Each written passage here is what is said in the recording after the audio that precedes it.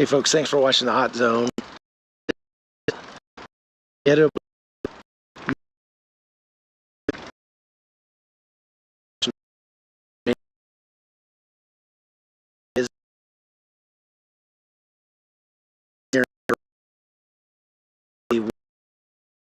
No car.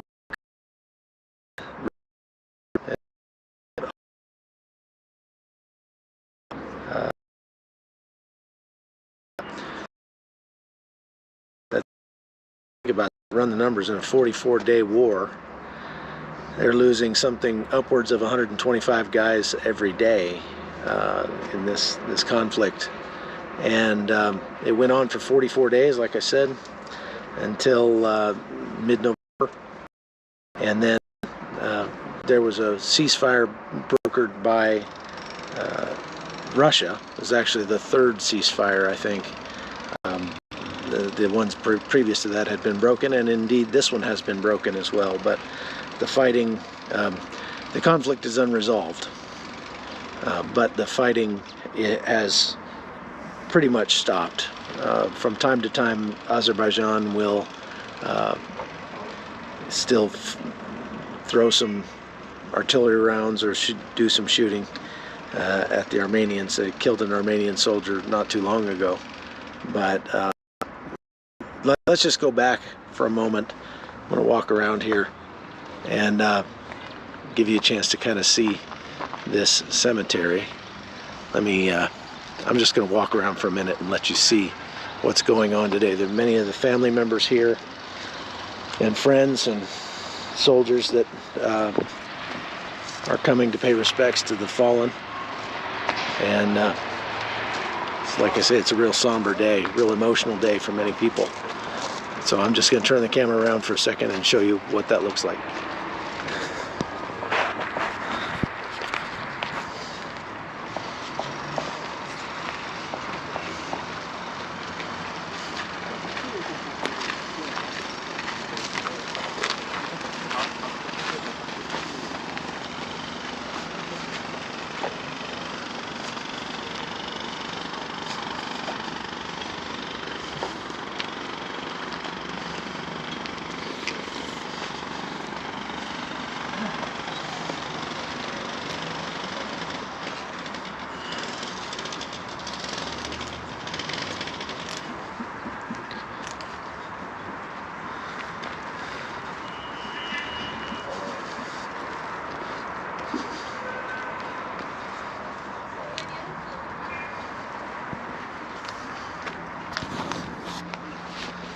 This man here is the father of 5.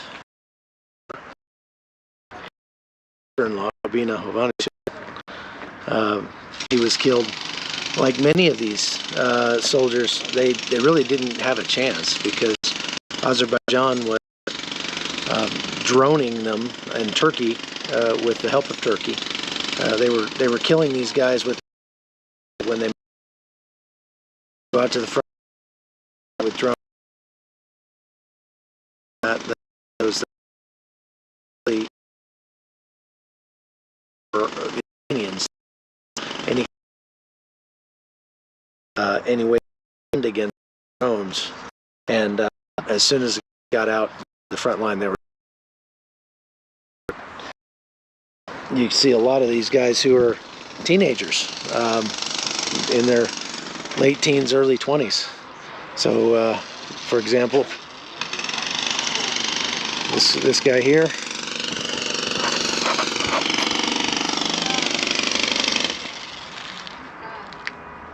"19 years old.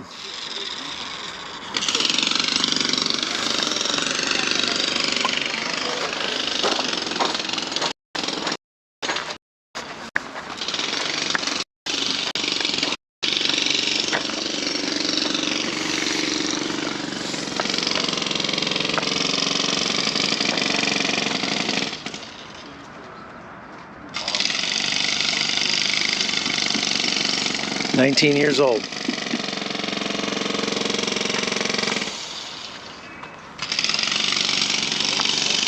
"18 years old. 20 years old.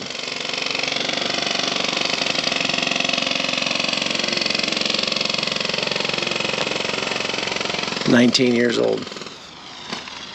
You recognize that guy? Yeah, this is the famous, what's his name? Alfred? Or? Albert. Albert. Yeah. And he would have been, would have just turned 20, right?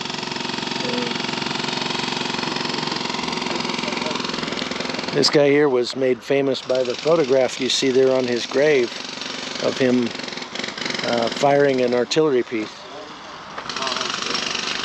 He kind of became the face of this war for Armenia, and he was killed only days after that photograph was made.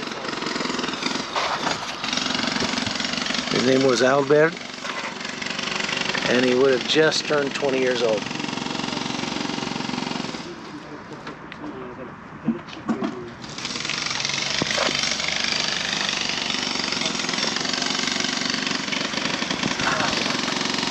He's a hero.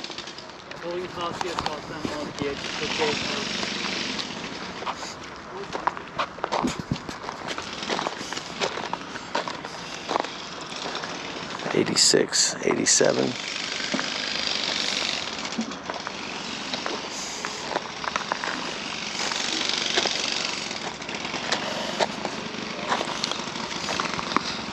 There are cemeteries all over Armenia that look like this. When you see the flags, those are recently deceased. And every cemetery you pass around the country, you see those flags from this war. So not all of those who were killed in this war are buried here at their military cemetery called Yerebrur. But many of them are. And if we make our way more into the more finished part of the cemetery, what we notice is that some of these, in the original Nagorno-Karabakh war, the original war for Artsakh that happened in 1994, in the early 90s. Looks like some politicians, maybe even the president, are here. So we're going to go over here and see them.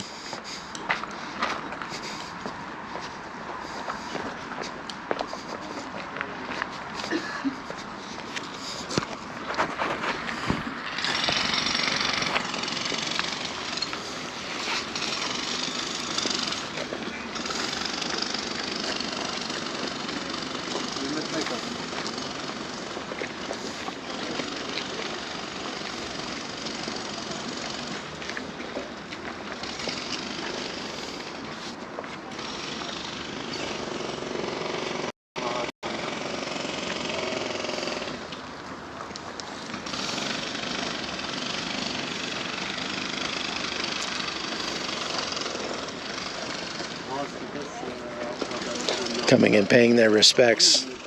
Who are these people that were? People in the government. They're just ministers and representatives or something? I think so. I don't recognize any of them by their faces, but...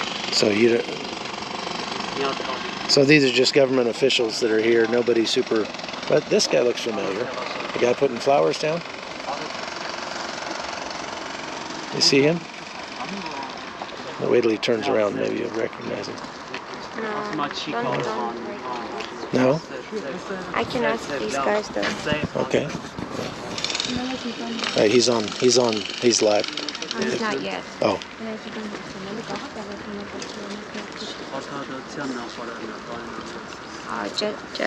Justice Ministry, I think.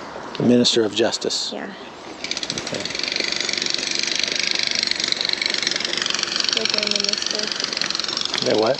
With their minister. Okay. Wow, he brought a big retinue.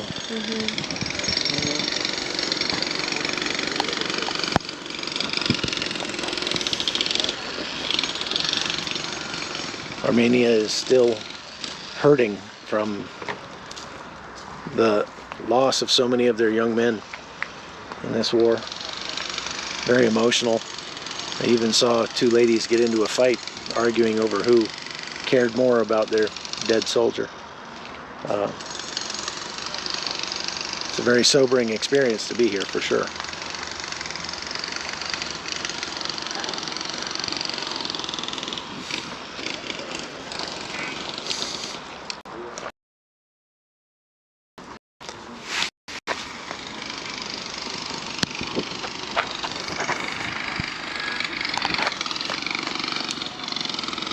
I'm gonna walk up here a little bit.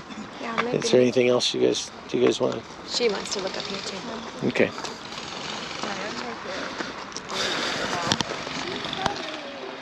Hey, tell me where you were when the war broke out. I was at home, just woke up for school, for usual day. I don't know, we were just not ready for it mentally, first of all. We were not expecting that to happen. And yeah, I just remember I woke up and there were news, all the news were about the war and about the Azeris shooting at us. And of course I have a group mate from Artsakh, so she was my first source of news, and she told me that they had been shooting all night. She might be missing classes, and we thought, okay, that's just a normal thing. Maybe they'll stop soon in a couple days, maybe, but it just kept going and going and going. So basically, I was mostly at home during the war because just the, atmosphere and mood in Yerevan, everywhere in Armenia, was just so bad. You didn't really want to go anywhere. Nobody really knew if it was going to spread to Armenia proper, right? Yeah. I mean, I remember we had drones flying over Yerevan during the war. And we could hear them, and I saw how our defense ministry shot one of them because it was flying right above my place. So it was just kind of a constant fear that you were not really allowed to show anyone, because you thought that, you have to be the strong one and, encourage everyone and be like, oh, it's okay, we're gonna win, it's gonna be okay. But yeah. So, but you didn't win, and when the president, Pashinyan, made a ceasefire agreement with Azerbaijan with the help of Russia, why was everybody so angry with him over that? I think because most of them would say, if you were going to do this, why didn't you do that earlier? But he asked the people if they would like to, sign an agreement and stop the war, and everyone said, no, let's fight, we're gonna win, let's keep going. And he said, okay. So we kept going, but it didn't get any better. So people were just kind of confused. We didn't really realize what was happening. We just knew that we lost so many men in this war, and we didn't want to be like that. It was all in vain. I think that was the reason. Yeah, I'm sure that's very frustrating for people. The Americans feel that way with the pullout from Afghanistan after 20 years of fighting, and then to feel like it was sort of all for nothing. So I kind of understand that. So we came to Armenia specifically for this day because I was there during the war, and I wanted to come and stand with Armenians like Rubina and say, we do care. Americans do care. And especially now with the aftermath of Afghanistan, I think we can understand a little more what it's like. We didn't lose, think about this, we didn't lose as many men in Afghanistan. We lost about half as many men in 20 years of fighting in Afghanistan as tiny Armenia, a nation of 2.5 million people, lost in 44 days of fighting with Azerbaijan. And there are still hundreds of those people being held hostage by Azerbaijan in that country, even somebody you know, right? Yeah. Tell me about that. It's just a friend of mine. I worked with him, and last time I heard from him was on my birthday, which was a month before. And he said, you never know what will happen the next day in the army. And I was like, stop, that's not true, because I never believed that it would happen. And then I think 2 weeks after the war broke out, he went missing. And then lately they confirmed that he was in Azerbaijan. And it's so heartbreaking to know that he's there, because you just don't know how they treat him. I mean, sadly, you do know how they treat him, and that's the scariest part. There's been allegations of torture going on in Azerbaijan.